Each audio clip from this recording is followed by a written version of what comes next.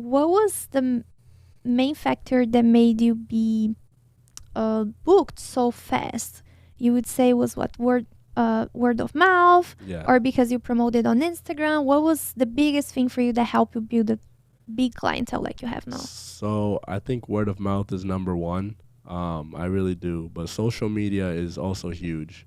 But I think word of mouth helps spread out more because it's like it's evidence that the guy is good. Like you can see on Instagram and be like, "Oh, this guy's good," and then just leave the page. But if a friend comes up to me and is like, "Yo, I got my haircut with so and so, go get it with him," then the person will actually want to. So I think that's the number one. And how do you balance? You're so young and you work a lot. Barbers work a lot. So Mhm. how do you balance your social life with friends Yeah. and your work life? Yeah, so Saturdays is when people my age like to go out and have fun. But during the day, I'm focused on working. I don't care if there's something else going on, but um, I usually stop working around 9 or 10, and then I can have fun with my friends after. And then Sundays, I sometimes I cut some people if I can't fit them on Saturday, but um, now I'm preferring not to work Sunday just to take a little break. But yeah, I've gotten to that point where I can manage not going out during the day to work and save some time to go out later with my friends. That's really cool. Yeah. Most people at your age wouldn't do the same, Yeah. right? They are partying and having Yeah. fun. They're not thinking about their professional life. They're not thinking about the future. So Even it's amazing to see your dedication to work and thank you. build your business. Yeah. Even taking this week off, it kind of hurts, because I won't be working Saturday, and I already have people asking, but I already posted that I'm on vacation, so do not disturb on my phone. Yeah. I don't regret what I have done, what I have lived. Everything comes, you learn Mhm. from those experiences. Yeah. I was the same, like she was saying. I was partying, Yeah. going nuts. Yeah. And what do you do on your free time, like any sports? I saw you Yeah, play so something. yeah, once a week. I was in high school and I was playing a lot of volleyball. So managing my time with cutting hair and going to sports is very difficult for me. But now I have a lot more time because I'm not in school. So and I only play sports like once a week. And I try to go to the gym every day, and that's something that sometimes well, I don't like to wake up earlier to go to the gym, and then I try to leave it like during the day when I have some time with no clients. And there's some days that are too busy and I just can't, and then I miss that day. And I tell myself like that you're coming up with an excuse not to wake up earlier and go to the gym. But um, yeah, that's all I do now.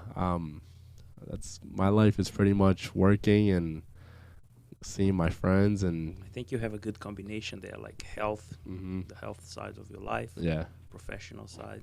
yeah. And I was about to ask you something, and I forgot. Okay.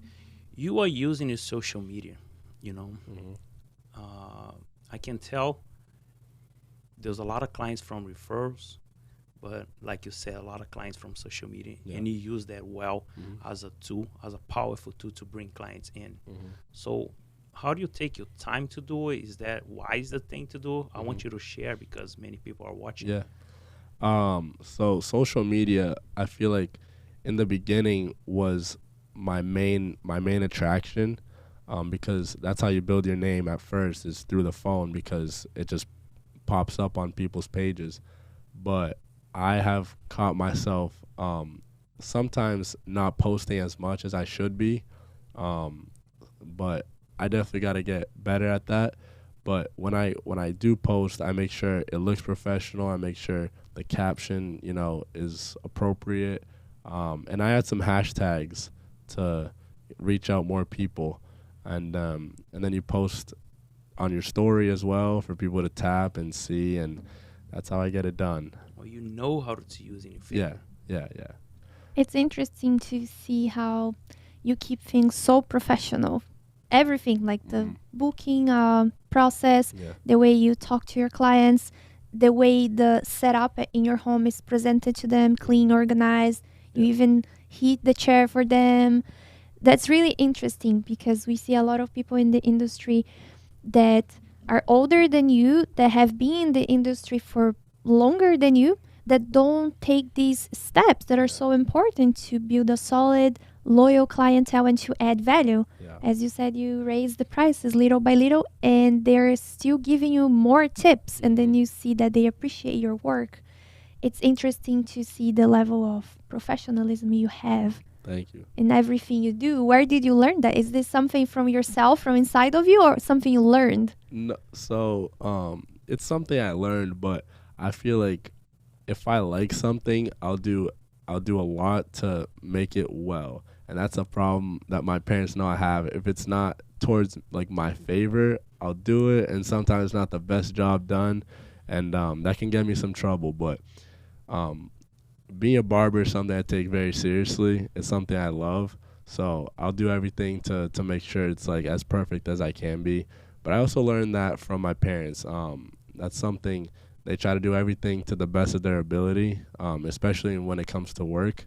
So I look up to them. And then I also have a brother who is trying to cut hair, but is not as motivated. So I'm trying to get him to either know that he wants that or know that he doesn't want that. Because if he leans in a little and doesn't actually commit to it, he won't do as good as he could.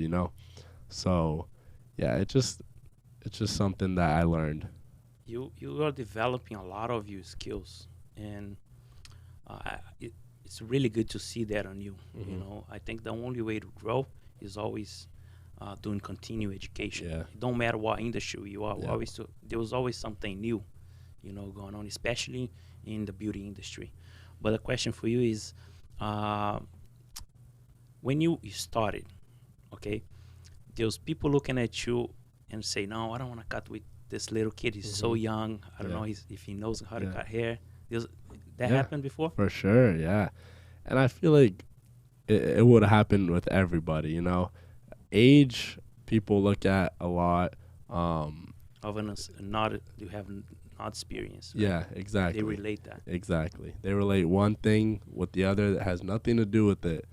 You see some younger barbers being way better than older guys because they reach out for more education, and like that they're better than the older people who have been in the industry. But the older people are making their money, so they don't care to reach out for more education.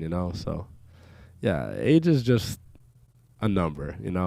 So yeah, I think maturity come with experience. yeah, It's not with age.